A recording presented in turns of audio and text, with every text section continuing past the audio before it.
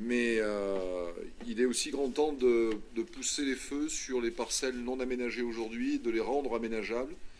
Juste pour votre information, mes chers collègues, on parle de l'artificialisation des sols dans les questions du quotidien. Le dernier PLU en 2011 avait vu donc l'arrivée de 200 hectares de construction possible. Depuis 2011, nous en avons consommé que 10%, c'est-à-dire 20 hectares.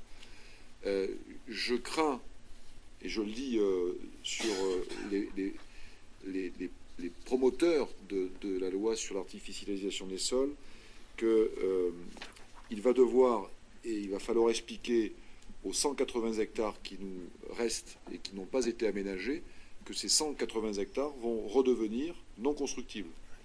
Donc passez devant, vraiment, pour expliquer aux propriétaires qui ont des terrains qui sont constructibles, qui, dans le cadre du prochain PLU, ne seront plus constructibles. Là, avec la toute petite expérience qui est la mienne,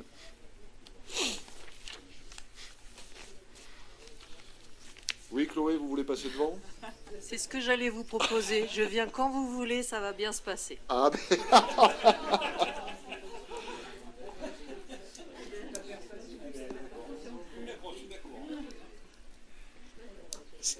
C'est beau parfois la naïveté en politique. Moi, je trouve ça excellent. Mais vous avez raison, Chloé. Il faut garder cette fraîcheur et cette générosité. Mais à un moment, il y a la réalité, quoi. Voilà. Mais c'est pas une vue de l'esprit quand je vous dis que quand le propriétaire apprendra dans cette loi qui, à mon avis, a besoin d'être amendée, qui a besoin d'être assouplie. L'artificialisation, c'est pas répéter les erreurs. Et là où je vous suis, là où je porte ce message, c'est que toutes les erreurs des grands territoires, des grandes métropoles, des grandes agglomérations, c'est pas parce qu'ils ont fait des erreurs qu'il faut nous punir, nous, derrière, petits territoires de croissance. Faites attention à ça. Ajustez votre approche. Il faut que nous ayons une capacité à nous développer, autant pour la richesse fiscale et sociale, par l'emploi et par l'entreprise, et autant, franchement, je vous le dis, les abstentions que vous avez faites sur les entreprises qui s'installent à l'agglomération, je ne les comprends pas. Mais c'est de votre ressort et je vous laisse à ce jugement. Mais on a aussi besoin, pour les territoires qui sont comme les nôtres, et d'ailleurs c'était aussi le sens du PLU qui avait été initié en 2011. Moi je ne fais pas de débat d'opportunité si les hectares désignés ont été pertinents ou pas, évidemment. Mais je sais qu'il y a aussi d'autres parcelles qui méritaient d'autant et autant de pouvoir passer d'un statut de non constructible à un statut de constructible. Ce PLU à venir, franchement, hier c'était la boîte à Pandore, celui qui arrive, je ne sais pas comment le qualifier. Okay. Chloé, Erzat. Alors, comme souvent, j'avais pas du tout l'intention d'intervenir sur le sujet. Alors, j'ai essayé à plusieurs reprises d'expliquer pourquoi on s'abstient et où on vote contre certains projets d'aménagement et donc d'artificialisation. Bon. On le refera avec plaisir, et notamment au Conseil communautaire quand ce sera nécessaire. Je ne le fais pas régulièrement pas, parce que c'est très long, qu'on est très nombreux, et que je ne trouve pas ça productif en réalité sur cet espace-là, de temps et d'expression. Mais on prendra le temps. Deuxièmement, ça me fait très plaisir qu'on me dise que je suis naïve. Effectivement, je pense que c'est une qualité, en vérité. Ça a quelque chose et la fraîcheur. C'est pas une critique de ma bouche. Hein. Absolument. Et la fraîcheur, c'est encore mieux. Je le prends très bien. Néanmoins, c'est malheureusement, je le dis de façon un peu légère, parce que la légèreté n'empêche pas la gravité du sujet. C'est juste une façon de l'exprimer, de le présenter. Mais de façon un peu large, ces lois qui visent à limiter drastiquement le principe d'artificialisation sont difficiles, 1, à comprendre, très difficiles, 2, à appliquer, 3, à expliquer. Et en même temps, ça n'est pas en soi une mauvaise chose. La difficulté, ça va être de développer nos territoires autrement. Ça, c'est un défi majeur. Maintenant, le fait d'une façon ou d'une autre, Nous devons trouver le moyen de développer nos territoires autrement qu'en artificialisation, entre guillemets, qu'en artificialisant, entre guillemets, à l'ancienne. Ça, effectivement, là aussi, on a plein de propositions. Mais la situation, elle est... et alors là, je suis désolée, je ne sais pas comment le dire légèrement, mais la situation, qu'elle soit sur Brive, qu'elle soit sur l'Aglo, qu'elle soit sur la Corrèze, la France et la planète, elle est dramatique. C'est un sujet délicat. Je ne sais jamais comment l'aborder, ou pas l'aborder, parce que c'est vrai aussi que quand on va sur ce terrain-là, je vous garantis que ce n'est pas un chouette quart d'heure. Quand on commence à véritablement aller sur ce terrain, avant d'être dans la solution, mais simplement dans la prise de conscience et la conscience d'une nécessité absolue d'arrêter d'artificialiser, qu'on le veuille ou qu'on ne le veuille pas, ça, c'est un espace qui est fortement déplaisant pour tout le monde. C'est une réalité. C'est pas, moi, je ne suis pas le message. Je suis qu'une des nombreuses et nombreux messagers. Ça, c'est une réalité. Cette loi elle n'est pas excessive, elle est même relativement tardive. Et si elle devait être excessive, c'est précisément parce qu'elle n'a pas été anticipée, que cela soit sur nos territoires à nous, par exemple Brive, par exemple l'Aglo, etc. Je ne suis pas en train de dire que ça aurait été facile à faire, mais ça aurait été nécessaire. Ça, c'est une réalité.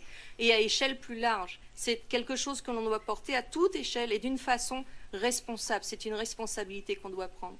Maintenant, évidemment, je ne vais pas réexpliquer ça à chaque fois. Je vais m'abstenir sur la majorité des délibérations qui, d'une façon ou d'une autre, portent des projets d'artificialisation excessifs en nombre d'hectares, premièrement, ça c'est quand même juste la base, et deuxièmement, pour y installer des projets qui ne sont pas durables sur un plan économique.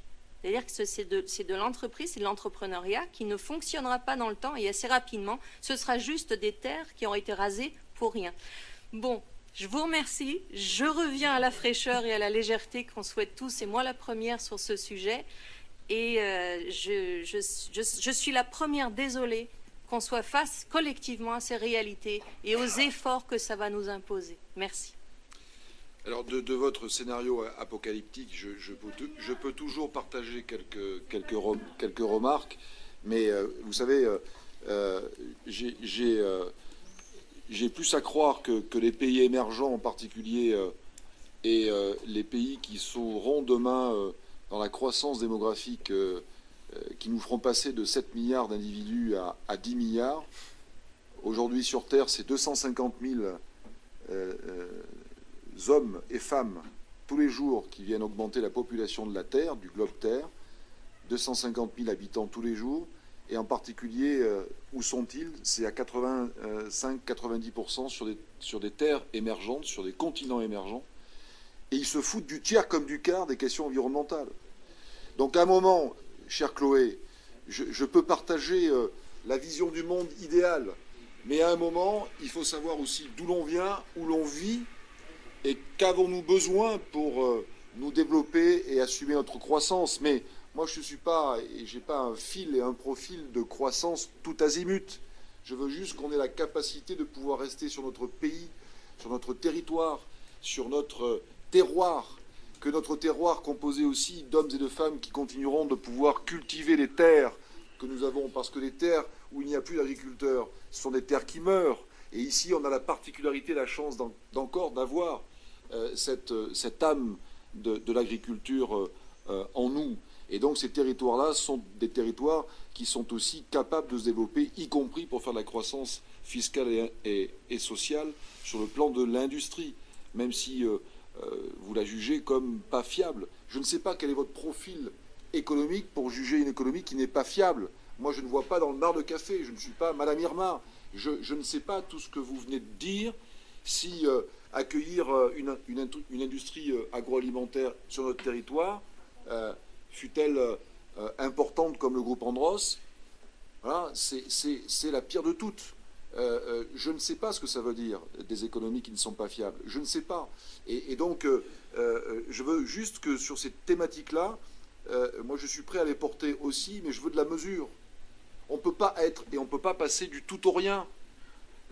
C'est ni crédible, ni, me semble-t-il, compréhensible par monsieur et madame tout le monde. Donc, sur l'autonomie alimentaire, par exemple, ce qui, moi, m'effraie, c'est que ces discours-là que nous tenons ici, chez nous, sur des terres et sur des terrains qui sont encore...